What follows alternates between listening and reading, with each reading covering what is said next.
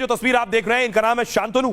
शांतनु के साथ रतन टाटा साहब की बहुत सी तस्वीरें देखिए। उनके साथ जब डिग्री लेने गया तब रतन टाटा साहब वहां मौजूद थे।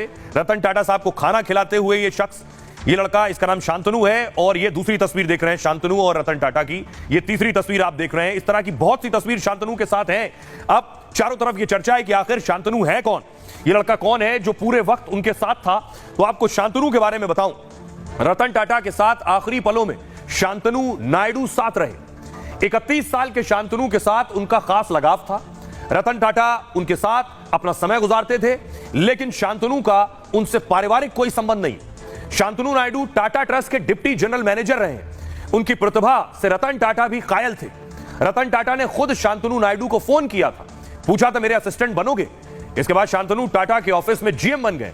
शांतनु नायडू मुंबई के रहने वाले हैं। शांतनु स्टार्टअप्स में निवेश के लिए बिजनेस टिप्स देते थे। यह दोस्ती जानवरों के प्रति उनके साझा प्रेम के कारण पनपी। दोनों की मुलाकात साल 2014 में हुई थी, जब नायडू ने आवारा कुत्तों के लिए एक रिफ्लेक्टिव कॉलर बनाए थे। इससे रात में आवारा कुत्तों को टक्कर से बचाया जाता है। इसी के बाद रतन टाटा शांतनु से बेहद प्रभावित हुए और शांतनु को अपनी कंपनी के साथ जोड़ा।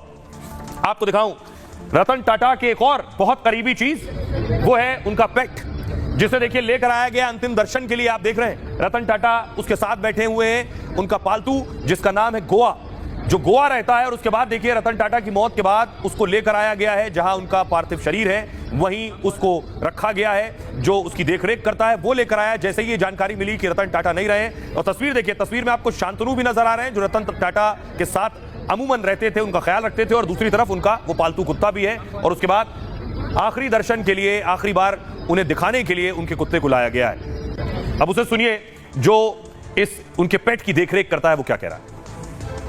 कुत्ता कम से कम 10-12 साल से हमारे पास है। गोवा से लेके आया था, हम लोग पिकनिक गया था तभी। अभी हमारा गार्ड लेके आया था, अभी तक वो चल रहा है अच्छा खासा, कुछ प्रॉब्लम।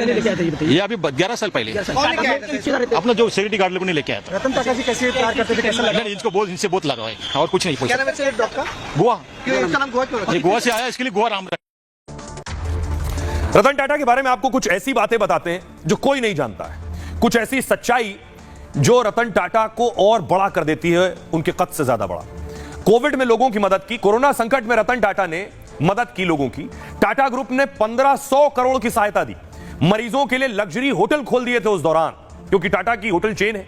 जीवन भर सैलरी का एक वाकया है। साल 2008 में पाक आतंकियों ने मुंबई में हमला किया। हमले में मुंबई के ताज होटल को निशाना बनाया। मुंबई होटल ताज टाटा समूह के कारोबार का हिस्सा है। हमले में मारे गए 11 कर्मचारियों को, उनके परिवारों को जीवन भर तनख्वाह दी।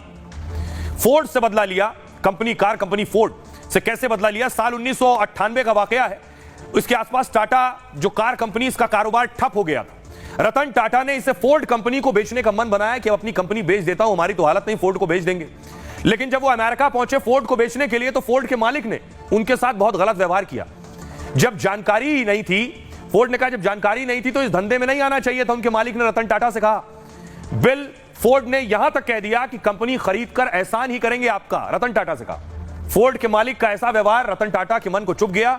वो भारत लौट आए और टाटा मोटर्स को कामयाबी की बुलंदी पर पहुंचाया। और देखिए उसके बाद क्या हुआ। 2008 में उसी अमेरिका की कार कंपनी फोर्ड की हालत पतली हो गई। तब टाटा मोटर्स ने फोर्ड की luxury company Jaguar land rover खरीद ली। दुनिया में इसे फोर्ड से रतन टाटा का बदले के रूप में भी जाना जाता है। अब आम लोगों के लिए गाड़ी बनाई। कहते हैं कि रतन टाटा ने स्कूटर पर परिवार के 4 लोगों को देखा, तब रतन टाटा साहब ने कम कीमत की कार लाने का फैसला किया कि ये 4 लोग जो स्कूटर पर हैं, सर्दी गर्मी बरसात, इन्हें एक छत मिल जाए।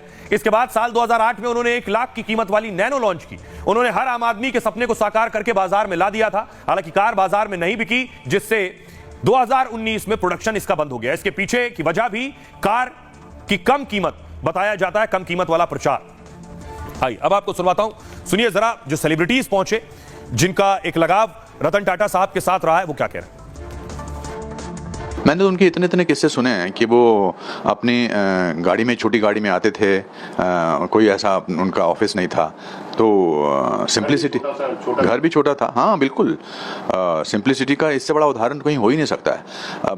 मैं ये कहना चाहूँगा कि रतन टाटा जी ने अपनी अमीरी का एहसास तो हमें कराया ही नहीं, क्योंकि उन्होंने अपनी अमीरी का एहसास नहीं कराया, तो इसलिए हमें अपने छोटे होने का एहसास कभी नहीं हुआ। बहुत ही अमेजिंग इंसान थे। हम थोड़े वक्त भी बिता चुके हैं उनके साथ।